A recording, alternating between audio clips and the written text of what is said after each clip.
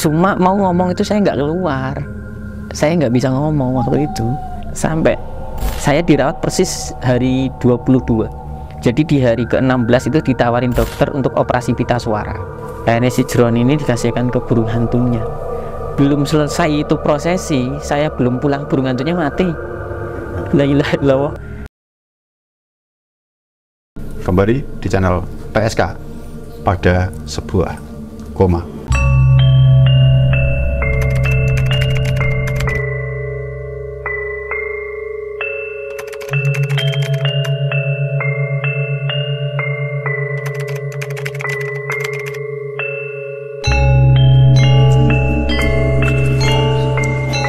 Hari ini sangat luar biasa bagi kami tim pada sebuah koma. Untuk kesekian kalinya narasumber kita kali ini ada Gus Zen yang ingin berbagi cerita tentang pengalaman beliau. Jadi kalau teman-teman penikmat PSK ingat, Gus Zen ini pernah bercerita bagaimana mayat itu terendam air. Setelah itu Gus Zen bercerita bagaimana pesugihan dengan tumbal janing. Untuk kali ini seperti apa ceritanya, nanti kita simak bersama. Selamat. Oke, selamat malam Pak Surya. Sehat alhamdulillah. Agak sedikit Kostumnya ganti lagi. kostumnya ganti. Sekarang pakai sarung. Sarungan. Sarungan. Kebetulan tadi habis pulang aktivitas, jadi langsung. Apa kerja hari ini? Hari ini kerja cuma cek lokasi saja, terus pulang ke rumah, terus ke sini. Biasanya kan dijemput. Biasanya jemput. Kali ini Tidak. pakai kendaraan sendiri. Padahal kendala sekarang itu. Terus kendel. Jadi guys, saya tuh, jadi buat teman-teman penikmat WSK itu, ini agak aneh. Jadi agak anehnya itu biasanya ketika kita ketemu narasumber itu selalu bercerita dulu tentang pengalamannya. Tapi Gus Zen ini tidak pernah mau bercerita dulu. Biasanya jadi cerita ini itu saya juga tidak pernah tahu ceritanya seperti apa. Gimana Gus? Ada yang untuk kesekian kalinya ini berbagi cerita? Ya, kebetulan ini cerita sedari kemarin dihubungi tim dari pada sebuah koma.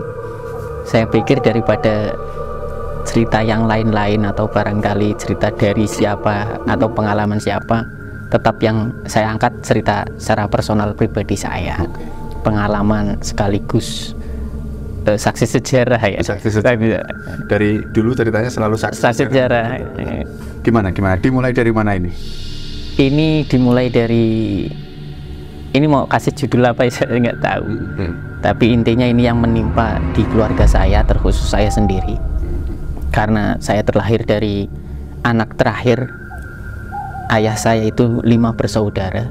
3 perempuan, 2 laki-laki. Kebetulan dari keseluruhan 5 bersaudara ini punya usaha masing-masing. Dari perempuan keseluruhan anaknya itu warteg di daerah Jakarta, DKI Jakarta.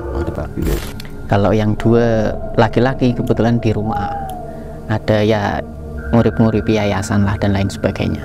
Cuma keseluruhan ini untuk bergerak di bidang agama. Artinya ketika ada penghasilan disisihkan untuk infak, untuk memakmurkan masjid, musola ataupun sekolah-sekolah, madrasah dan lain sebagainya. Intinya dalam pandangan sebaik apapun manusia, ketika yang melihat itu pembenci pasti salah. Oh iya, pasti itu. Pasti salah. Jadi kisah ibu itu ibu saya waktu bapak masih sugeng. Bapak saya ngapunten sudah meninggal dunia. Ibu itu punya kebiasaan itu kalau nggak periksa di Semarang itu tidak mau. Jadi per 1 bulan mesti check up. Check up ke Semarang. Check upnya mesti di Semarang. Kebetulan rumah sakit di daerah Semarang itu cukup mumpuni untuk penyakitnya ibu. Karena ibu punya penyakit mah kronis sama rematik. Mah kronis, jadi mahnya udah akut gitu.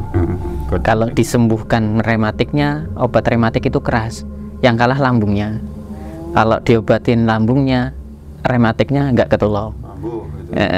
Akhirnya di Semarang. Waktu kontrol itu di tahun ini tahun 2010, kejadiannya di 2010 itu. Ibu itu kontrol, ketika kontrol itu diantar sopir kakak perempuan saya, terus tinggal di daerah Kawi, kebetulan di kakak saya itu punya istri satu, anak satu, jadi dalam satu rumah itu ada 7 orang. Sopir, Mbak Yu saya satu, Kak saya satu, anak sama ipar saya satu, ibu ada 7 orang. Kamar itu cuma ada 2, jadi secara otomatis saya sama Mbak Yu saya tidur di ruang depan TV, ngalah lah ya. supir itu di ruang tamu. Tapi ibu tuh kalau di Semarang panas katanya, Ya. mesti tidur di sofa, di kasur lipat itu di ruang TV itu. Itu kejadian di subuh itu di luar dugaan, karena memang posisi saya sehat. Kebetulan ibu itu mau periksa dan supirnya tuh bilang, saya nanti sekalian nitip mau pijet juga. Pijet daerah mana mas? Daerah Ambarawa. Oke. Subuh itu antara jam 3 menjelang setengah 4 itu saya merasa haus, pengen minum. Kebetulan posisi tidur itu saya, Mbak Yu saya, ibu di depan TV itu. Oh, ibu udah di kamar? Ibu panas kalau di kamar. Udah kuat ya? Udah kuat, panas. Kebetulan kan sama cucunya. Cucunya kan laki-laki, ya kemudian agak gendut sih. Mesti tidurnya di depan TV itu. Saya itu ngomong sama ibu, Bu, ambilin minum. Karena itu saya harus ngelewatin ibu sama Mbak Yu kan gak enak muter. Di sini ada lemari soalnya. Biasa kan ada sekat lemari itu antara TV dan itu. Cuma mau ngomong itu saya nggak keluar. Saya nggak bisa ngomong waktu itu. Pikir saya karena memang bangun tidur, belum ngapa-ngapain. Ibu itu saya colek, Bu, minta minum Bu, cuma nggak keluar gitu. Akhirnya ibu tuh bilang begini, bangun ibu. Onopo, gue kenapa? Saya gini kan pakai isyarat gitu. Minum Bu, minum. Cuma memang nggak keluar, suaranya nggak keluar. Ayo, suaranya nggak keluar. Lalu ngomong juga dewi. Saya beranjak dari tempat tidur, saya ke belakang, saya minum. Pikir saya karena belum sikat gigi, belum apa-apa. Tapi kok rasa-rasa itu di sini ganjel banget gitu. Ganjel, dan memang itu ganjel banget. Kayak bahasa Tegal itu apa? Gak sebayane gitu. Gak seperti biasanya gitu. Akhirnya saya di kamar mandi, sikat gigi. Pikir saya karena sudah ada adzan, ya udahlah saya mandi sekalian sebuah. Saya ke kamar, ibu sama Mbak Yu kan bangun. Dia bocah kenapa orang dijuguin ngombe tok menengan. Jadi memang posisi saya udah nggak karuan banget itu. Sampai saya nggak azan. Jadi azan tuh di musola kan, dari musola. Itu telat azannya. Pikir kakak saya udah bangun pasti azan. Pikir adik saya, ponakan saya itu, alah om sudah bangun pasti azan gitu. Karena memang posisinya nggak ada yang tahu saya mau ngomong itu nggak bisa. Akhirnya sudahlah subuh gitu, saya ikut sholat kan, sholat. Pikir saya nanti ya kalau sudah ke musola baiklah gitu ya. Ternyata bacaan Fatihah waladhdallin saya nggak bisa amin sama sekali, nggak bisa. Jadi ketahan di sini, ketahan, nggak bisa bersuara sama sekali. Sampai doa kunut saya nggak bisa amin.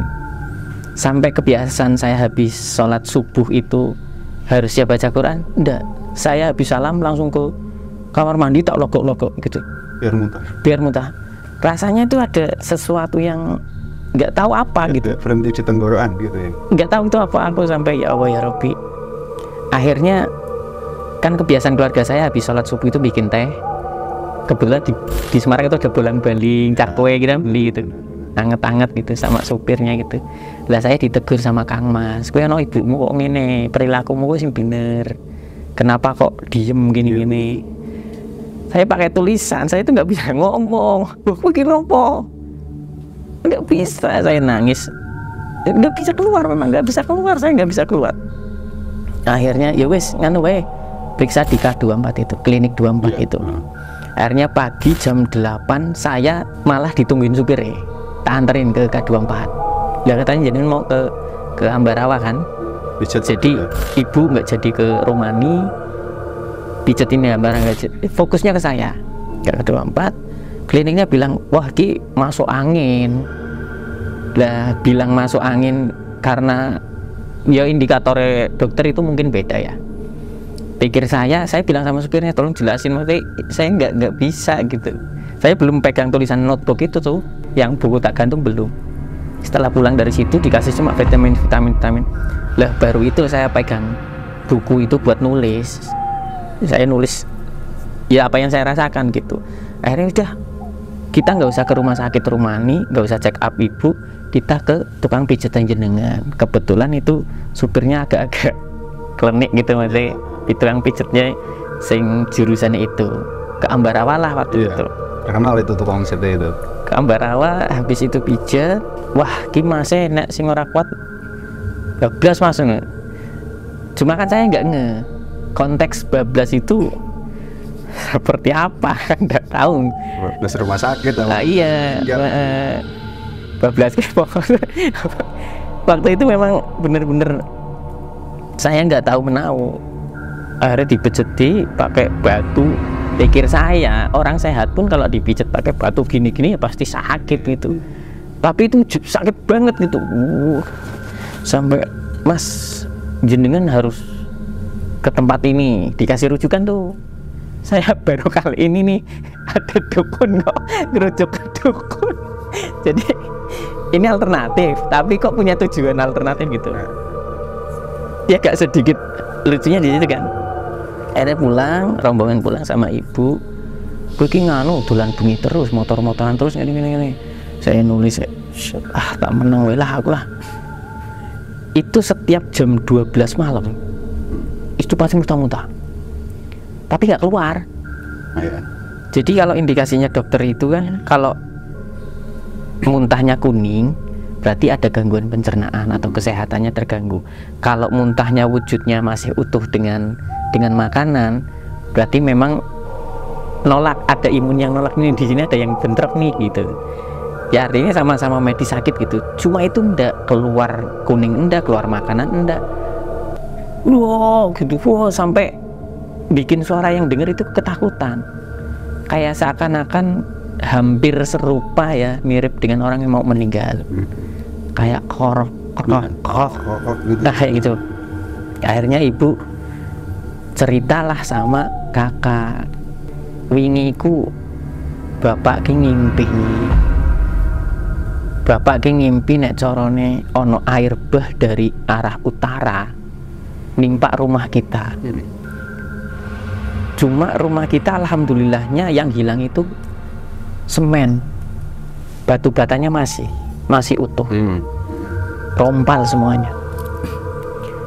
Lah kenapa ya bu, tandanya apa? Kang Mas itu nanya seperti itu. Saya akhirnya dipanggil, kamu kayaknya harus pulang, tapi nggak harus dengan ibu ya. Khawatir kakak saya ketika nanti perjalanannya bareng sama ibu terjadi apa-apa di jalan. Kena repot semua gitu. Akhirnya udah kamu di sini dulu, nanti malam kerian.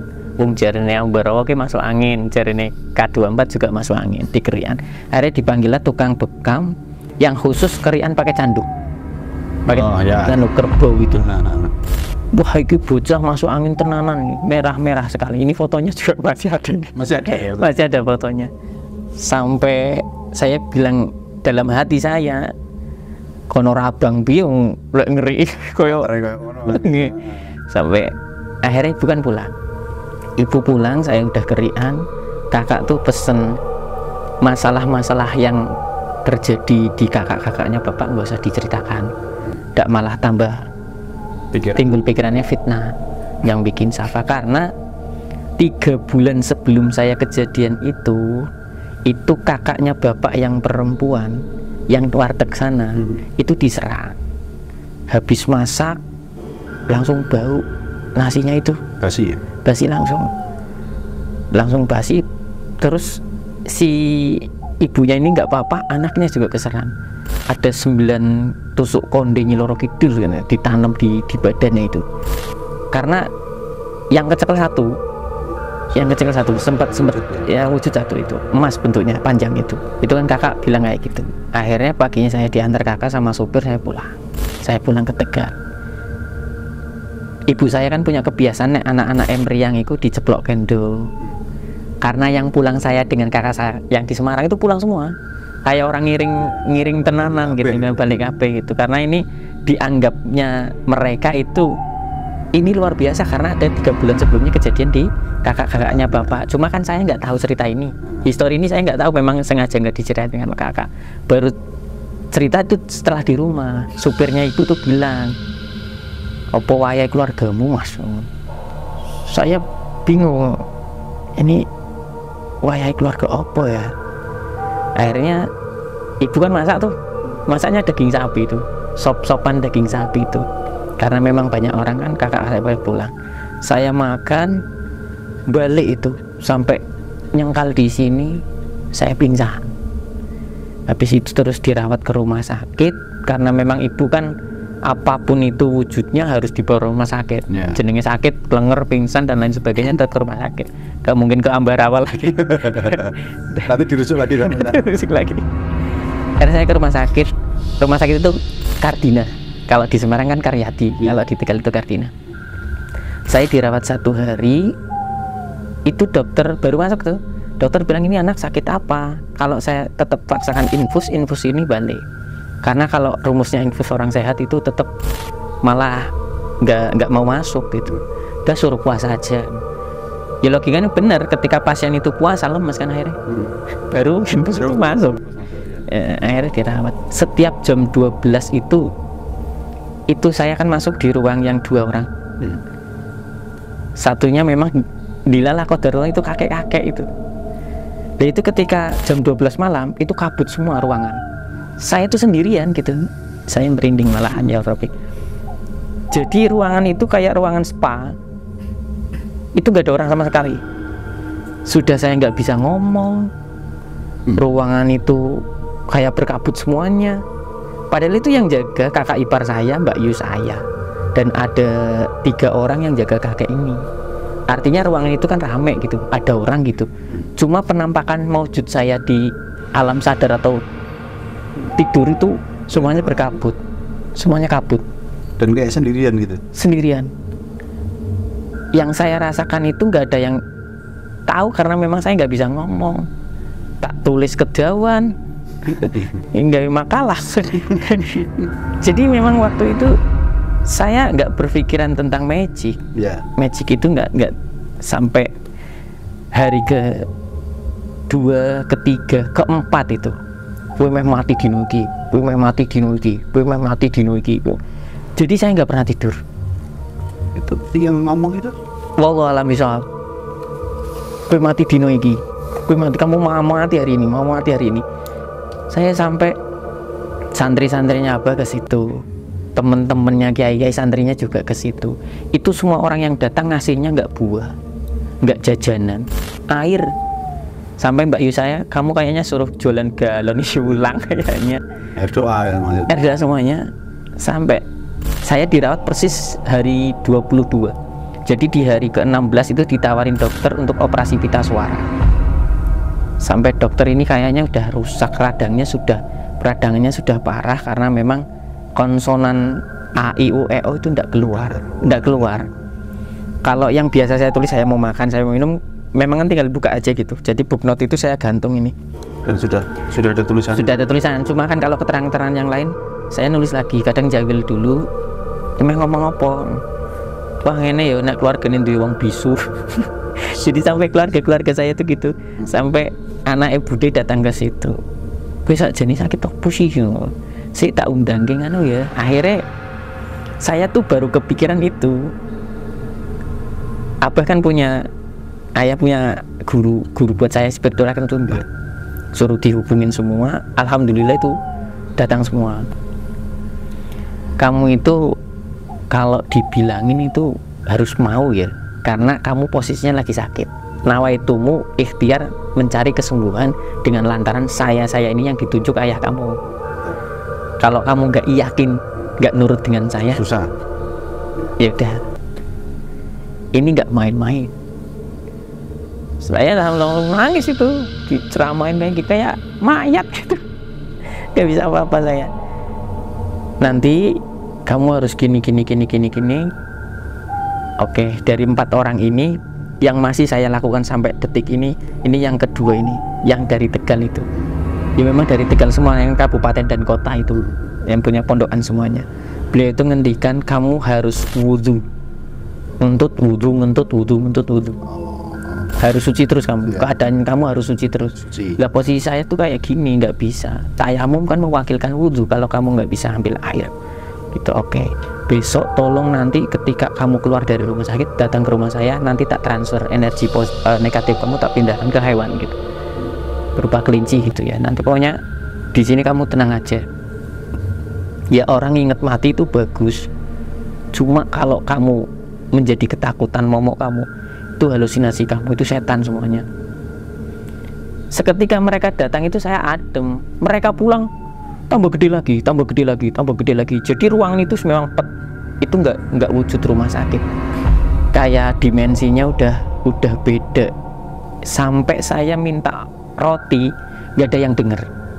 Jadi setiap jam 12 malam saya pindah alam, kalau saya yang merasakan itu. Sampai akhirnya saya di hari ke-21 besok saya harus pulang. Saya nggak bisa nungguin hasil medis rongsen apaan, saya nggak mau. Pokoknya orang sakit itu kalau pikiran dan keganggu itu sakit terus, saya nggak bisa sembuh. Saya minta pulang. Terus kakak ipar saya bilang, kalau kamu pulang yang tanggung jawab siapa? Saya ipar kamu. Ibu kan nggak pernah ke rumah sakit karena memang bukan dari sakit, ibu nggak terakhir Mbak Yu, yaudahlah saya yang jamin, tanggung jawab sama dokternya, tanda tangan dan lain sebagainya, bayar administrasi, saya pulang. Hari keberapa itu? Hari ke-22, persis 22 dirawat di rumah sakit. Saya minta pulang tanggal 21, di hari ke-21, tanggal 22-nya pulang, di hari 22-nya pulang. Itu maaf saya potong Gus, kondisi jenengan di rumah sakit itu selama proses tadi gitu, itu makan enak deh? Balik makan itu hambar, jadi mesti balik. Cuma lah itu tadi, baliknya itu dari awal kejadian itu kayak ketahan. Nelennya bisa, keluarnya ndak. Betul.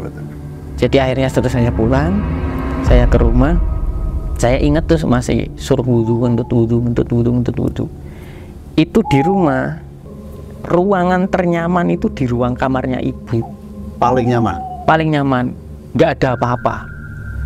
Cuma kan posisinya ibu sakit, pikirnya orang normal, gue kok sakit awor mbak wong sakit, ya nggak mungkin juga. Akhirnya saya tidur, gotong kasur, tidur di depan pintu kamarnya ibu. Sampai sebegitunya saya. Ini ada momok yang memang ngikutin saya, itu siapa saya nggak tahu. Kalau bapak mungkin paham, tapi bapak itu jadi orang itu logiknya main. Artinya ketika kamu sudah di medis ya udah urusannya medis. Kalau tadi pijet ya pijet. Saya nggak mau ke ranah-ranah yang timbulnya fitnah. Biarkan tuh guru-guru kamu yang menjadi rujukan keimanan kamu, monggo.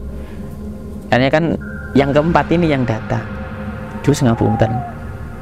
Zaman dulu kan Nokia kupu itu. Waktu itu Nokia masih Nokia tuh belum Android. SMS semua redaknya sama, kamu minta maaf ke semua orang. Itu maksudnya gimana? SMS aja semuanya, SMS redaksinya sama, minta maaf. Ada yang jawab kamu mau mati, kamu lain sebagainya lah, seperti itu. Aku sampai ini harus sampai kapan sih proses ini? Akhirnya udah, nanti jam 1 saya kesini lagi. Saya tak pulang, kan itu waktu maghrib itu. Akhirnya beliau pulang, guru saya pulang, Ustadz Komar itu. Akhirnya datang lagi jebret, jam 1 bawa kelapa. Itu kelapa masih utuh itu. Terus ke musola, kan dekat musola itu, dibelah, terus diantarin ke saya. Itu memang murni merah banget, darah. Suruh diminum itu. Tak minum, tak paksa, sampai masuk semua, kelapanya dibuang. Terus minta uyah krosok, itu disebarin ke keliling-keliling rumah itu. Cuma kan saya ngomong nggak usah kayak gini, kenapa sih gitu. Besok pagi setelah prosesi ini kamu nyari tunggal kamu. Saya bingung tunggal yang mana. Kan kawah canggah hari-hari, apa itu namanya itu? Kan kawah di hari-hari. Hari-hari itu. Saya nyari, terus nanya ibu, hari-hari saya di mana lagi? Ya udah tahu. sana belakang musola itu ada makam itu di belakang, tapi kan sudah keramian semuanya. Nah, saya di mana ya Allah? Nah, itu saya tawasulan untuk tunggal saya itu. Saya udah berdoa, sudah normal biasa. Semenjak dari situ saya nggak doyan nasi, makannya pisang terus. Saya makan pisang terus. Sampai akhirnya Ustadz yang satu lagi itu datang. Tak suruh ngabarin kok nggak ngabarin. Ayo ke rumah saya. Transfer energi itu kan. Itu Ustadz Idris tuh, beliau kan punya kemampuan spiritual Sunan Kalijogo itu. Terus dipindah ke Kelinci itu, jebret. Biasa tuh nanti setelah 1 minggu kamu kesini lagi. Ini barang kamu nanti dibelah bareng. Kelincinya ini sudah saya tandain. Beliau kan punya burung hantu banyak tuh. Karena kalau habis belah kelinci untuk pasiennya itu dagingnya dikasihin itu. Akhirnya udah ditransformasi, udah nawaitunya nyari sabab nggih. Akhirnya wangsul jebret. 1 minggu berselang saya datang ke situ lagi, dibelah bareng sama supir saya, sama kak emas saya. Lihat itu, dibelah hitam semua itu. Ya Allah, terus perungkelan. Ini darah itu kayak ngapunten mindil itu loh. Iya. Kayak itu. Akhirnya si Jeron ini dikasihkan ke burung hantunya. Belum selesai itu prosesi, saya belum pulang, burung hantunya mati. La ilaha illallah.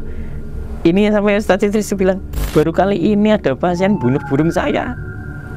Saya sampai ini, aduh, sampai nggak enak hati saya, sampai supir saya sampai cerita sama ibu, nganu mau gusi kelincinya dibelah, jeroannya kayak noningin burung hantunya mati yuk.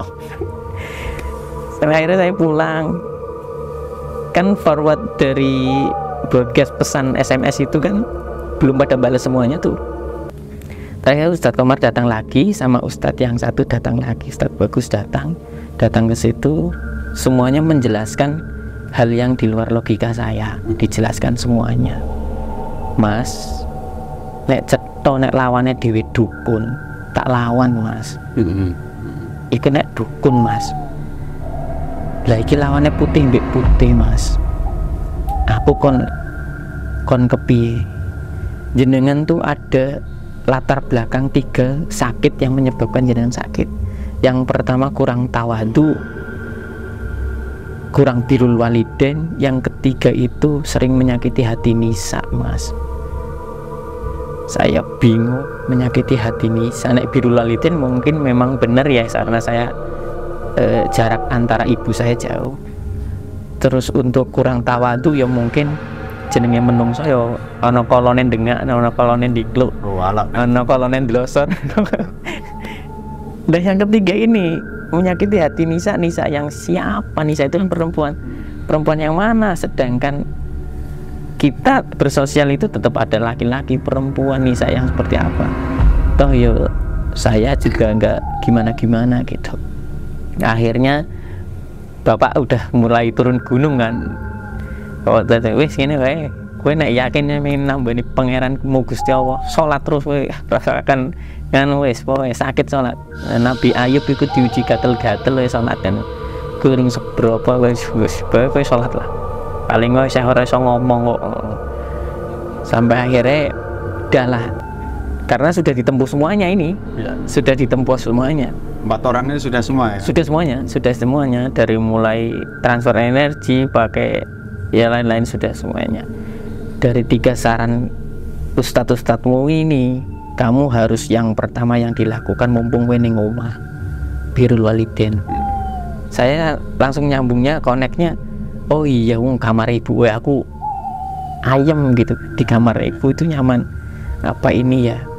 Tapi saya nggak mengutus itu, untuk terus saya lakukan itu sampai sekarang keterusan. Sampai sekarang alhamdulillah keterusan. Lah endingnya ini di ending acara. Lah itu waktu itu bapak tuh ngomong kayak gini, kalau kamu tahu siapa yang buat kayak gini, ndadeke awakmu iku fitnah, dengki dan lain sebagainya, penyakit hati ini akan muncul. Nek gue tetep kekeh sakitmu karena apa? Ya karena pangeran pengen awakmu cedak mbek pangeran. Wis ngono wae. Mulai kejadian di rumah sakit, itu kejadian semua di rumah. Jadi rumah itu mulai nyerangnya mungkin terlalu sudah dalam ya gitu. Karena memang intensitas 4 orang ini sudah agak jauh. Ustadz ini udah lah wis lah ora mari-mari mungkin aja. Suwen. Mungkin ya jenenge menungso kan ya ono bosene kan. Sampai Ustadz Idris itu kan nambani gue mati burung ngantukku ya mungkin ya jengkel juga ya. Males sih. Lah itu di rumah itu seakan-akan itu bara gitu. Datang lagi tuh sosok itu. Gue mati. Itu keluar lagi gitu. Akhirnya ibu itu sama bapak itu pasang badan. Ya memang pasang badan sedari awal ya. Cuma kan gak kepikiran ke yang magic gitu. Akhirnya tahajud waktu itu malam-malam itu tahajud. Jadi sakit ini tepat 3 bulan kan. Tepat di 3 bulan. Setelah tahajud itu whisky anakku meh nduk jiku. Jadi nek paribasan bapak itu sudah pasrah. Nek kowe meh nyerang aku serang. Nek kok tembus anakku jiku. Nek iso njuku gitu. Akhirnya bapak tuh ngomong sama kiai-kiai temennya gitu datang ke rumah. Kina orang anakmu wis bablas. Nek orang anakmu bablas. Lagi meh ditangting apa meh kepiye? Ojo maksudnya nek ditangting tetep ono kontrak. Nek iki kon lunga ono jaminan. Nek iki malah kedawan ceritane kok. Betul. Terlalu panjang. Nek memang iso cukup saiki. Jadi bapak itu sekarang nantang itu. Adukan uragan di situ ayo gitu. Cuma bapak lho kok ndang kiai barang mangkup. Nek meglet izin lah Pak. Waktu itu saya udah bengkak saya di sini. Bengkak ini. Karena memang merah ini di sini. Udah nggak bersuara sama kali. Udah nggak bisa. Akhirnya udah kayak gitu. Kiai kan pulang. Pak Yai itu pulang. Bapak ngomong kuwi banyu sok kiai ini dombe terus kuwi. Kok nak entek job meneh. Tapi rasanya tuh minyak. Persis di 3 bulan itu asar jam 5. Berarti sakit saya mendekati jam 5 subuh, sembuh saya sakit di 3 bulan itu mendekati jam 5 sore asar. Itu jam 3 menjelang 4 asar itu batuk sedaji-dajinya. Kayak pokoknya luar biasa. Karena sakit saya itu ketika batuk nggak keluar dahak, hawane pilek, ini nggak keluar lendir. Lah itu batuk sejaji-jajinya itu keluar kayak lendir ini. Jadi saya ambil gini kok nggak putus-putus gitu. Subhanallah saya tarik, itu keluarnya ubur-ubur, gede banget. Sampai ibu tuh dia bahasa Semarang apa bengok-bengok. Iya. Pak, iki anakmu Pak. Sampai dicekelin bapak dibacain kelima apa nggak tahu saya. Kayak ucul gitu. Puok tibu, gede banget itu. Ubur-ubur nyata itu. Sampai akhirnya bapak nggak usah dibersihkan, ambil pasir itu. Ada dikasih pasir itu karena kata bapak media sebasah apapun kalau ketemu pasir kering, biarkan sampai kering. Dah. Dan saya pingsan, ditaruh di tempat tidur lagi. Nggak tahu tuh, saya nggak tahu kejadian apa tuh, nggak tahu. Setelah itu jatuh itu gede banget itu. Saya terus dibangunkan menjelang maghrib itu, dibangunkan suruh bersihin saya ini. Itu ubur-ubur nyata kayak ubur-ubur yang di laut itu, gede banget, segini mungkin, gede banget. Logikanya nggak mungkin bisa masuk gitu. Akhirnya dari kejadian itu sudah saya bersihkan, suruh dipendem gitu ya, selalu dipendem, kata bapak saya nggak boleh dilarung kayak apa, dibuang nggak boleh. Setelah itu jebret maghrib saya udah agak bisa ngeluarkan konsonan ayo karena memang batuk dan lama gitu, akhirnya kan keganggu serak kayak gitu karena memang 3 bulan kurun waktunya nggak sedikit itu. Akhirnya saya SMS, Ustadz saya sudah bisa rotipan mas, tak manakib mas di rumahmu, panggil 7 kiai 7 Ustadz terserah kamu, suruh rotipan di situ karena pusaran di situ itu sudah cukup besar gitu. Akhirnya Ustadz Komar datang. Setelah manakiban itu selesai, saya ditangting, ini mau tetap kamu tanam atau saya hilangkan. Nek dihilangkan namanya koreng tetap ada bekasnya, Tapi nek memang dibiarkan di sini, ini bisa buat perisai ataupun terserah. Tapi ada amalan yang tidak boleh kamu putus. Wah, saya nggak mau kontrak-kontrak kayak gitu. Kalau mau ambil saja semuanya, bersih-bersih sekalian gitu. Tapi ada bekasnya loh. Kalau ada bekasnya ya kamu bisa kemasukan dari segala penjuru. Artinya, wah itu lillahi ta'ala, udah pokoknya ini malam hari ini harus selesai. Akhirnya saya tahu, oke, kalau kamu mau seperti itu, saya pulang, saya yang selesaikan. Ustadz Komar 3 hari meriang itu, sakit sampai muntah-muntah darah itu. Terus telepon Abah, katanya kado saya kedah ngano, iki ditemoni wonge itu. Karena itu lawannya putih, ini lawannya putih. Cuma kan Abah ngapain ditemoni, nek temoni berarti lah iki sing salah ki sopo. Artinya ketika ditemoni kok salah-salahan, anakmu salah gini. Ya udah, Ustadz Komar dipanggil sama 4 itu guru saya, dipanggil semuanya ketemu Abah. Jadi 6 orang nih, Abah, saya sama 4 guru. Guzen niku ngano nyakiti sopo, ya saya nggak bisa nyebut nama gitu, kata guru gitu. Pokoknya dia ahli zikir, ahli ibadah sih seorang perempuan itu, batin tok lagi kudu kena. Lah itu maujudnya ubur-ubur. Lah ketambahan lagi ini serangan dari keluarga jenengan itu sangat berat. Lah dilalang ngepasi. Jadi tempur di sini. Yang tadi alamatnya adalah air bah yang kena tembok, itu yang hitam. Lah ini dari doa orang yang tersakiti, merasa tersakiti, telepon apa? Nyerang anaknya sampean. Jadi di hari yang sama tempur. Untungnya orang yang ibu, nenek ibu, wawalam saya nggak bisa menekan. Itu dari situ saya akhirnya ya udahlah, hidup itu ya berdampingan gitu, Mbak. Walaupun kita nggak pernah bersinggung ketika berucap atau bertindak, kok ada orang lainnya mungkin itu kan, aku ya Robbi. Jadi pelajaran banget lah. Yang jadi pertanyaan itu pur berarti dibawa sama enggak di saya yang pendem sendiri. Itu lokasinya di belakang rumah, itu gede banget. Jadi yang ditarik itu tentakel. Tentakel itu. Jadi yang tarik otomatis dia akan tak pikir iler gitu. Tak tarik kok nggak putus-putus. Keras itu. Tak tarik. Wow gitu. Langsung jatuhnya gitu Mbak Yu. Ikopo Mbak Yu itu sampai histeris gitu karena memang beliau bersama yang di sini 3 bulan berarti. Itu berarti pas keluarnya itu semua lihat wujudnya. Lihat Mbak Yu saya yang berarti gitu banget. Ipar saya, ibu tuh sampai nangis. Sing mbok lakoni apa to ana wong koyok ngene. Lah akhirnya dapat penjelasan dari 4 guru saya itu. Ini dua arus dilelah podo. Siji ning kene serik, siji ning kene memang meh nyerang tenanan.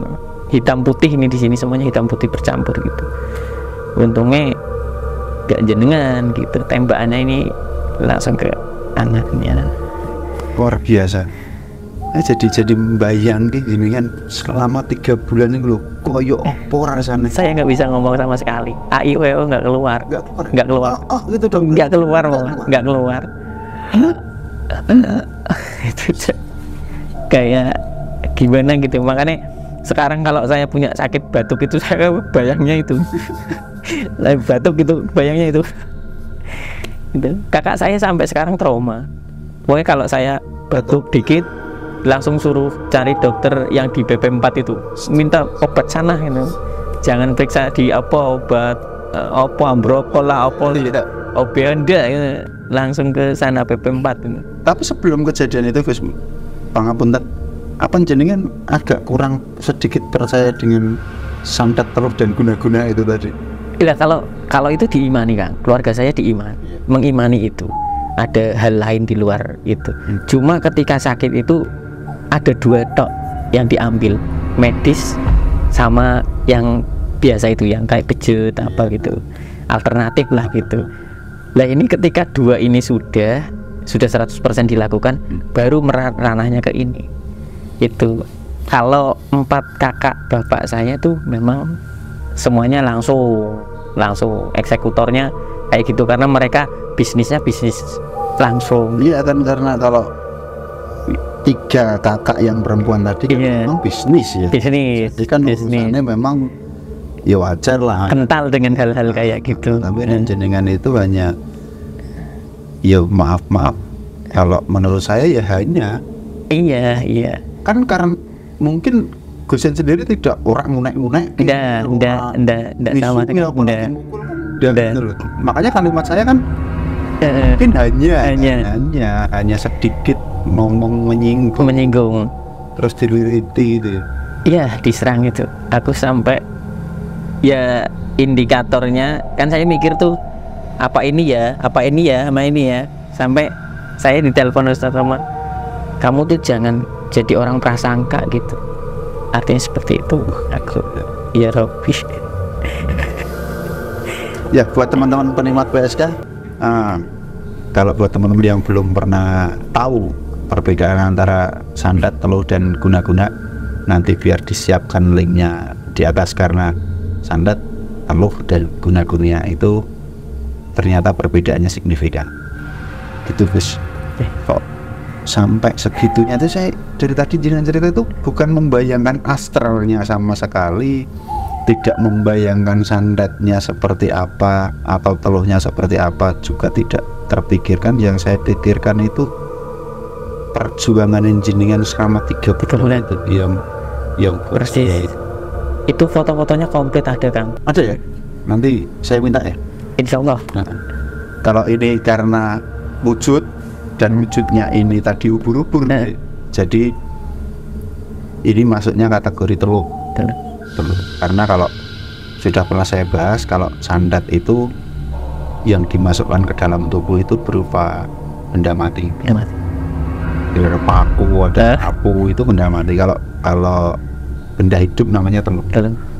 Tapi sekarang setelah kejadian itu enggak, cuma ya adalah beberapa yang coba colek-colek. Itu ya, tetap. Padahal dipikir bapak kan juga enggak bisnis ya? Enggak. Ya cuma itu tadi, yang 2 orang di rumah itu bergerak di ya kayak ngumpulin dana zakat, infak gitu, perjuangan di agama gitu. Makanya mukadimah tadi, orang sebaik apapun kalau dilihat dari orang pembenci pasti jelek kok. Nah betul. Dan itu yang kami rasakan. Tim Pardes Buah Koma itu kan eksplornya sejarah. Kayak misalnya sejarahnya Gusen itu seperti apa. Ketika saya tanyakan ke ustadz yang jenengan, pasti ustadz yang jenengan akan bilang Gusen tawadu, bagus dan sebagainya. Tapi kalau saya tanyanya yang lain ya ke nisanya tadi, jawabannya sampai Z anak kabeh. Betul kan Gus? Ya jadi ada pesan nggak Gus setelah kejadian ada yang aneh-aneh ini buat pesannya itu doa ibu seluas samudra tidak akan surut walaupun dunia ini gersang, panas, dan air itu kemarau. Gitu ya. Samudra ibu tidak pernah kering. Luar biasa. Itu Gus yang sama-sama. Lain waktu Pak ya. Amin. Kami tim Pardes Buah Koma siap menampung cerita jenengan, karena cerita jenengan ini kan saksi terus. Iya. Tapi kali ini jenengan tidak saksi loh Gus. Penderita. Korban. Pelakunya sendiri kan. Korbannya. Kalau yang dulu jenengan melihat sosok yang dimakamkan terendam air, panjenengan kan saksi. Tumbal janin saksi. Sekarang jenengan kan pelaku. Nonton itu, terima kasih gitu. Siap. Luar biasa teman-teman. Lagi-lagi Gusen bercerita yang menurut saya ini satu rangkaian cerita yang menyakitkan kalau buat saya. Saya membayangkan itu 3 bulan perjuangan beliau, tidak bisa berbicara, setiap apapun harus nulis, diselimuti kabut dan sebagainya, serangan kanan kiri, tapi beliau mampu melewati. Dan yang paling saya suka hari ini, Gusen memberikan pesan kepada kita semua bagaimana perjuangan atau doa ibu itu seluas samudra. Mengingatkan kita semua, jangan lupa berdoa dimanapun kita berada. Jangan ada ketakutan, kuatkan iman, tetap percaya pada Tuhan, karena kita hidup berdampingan.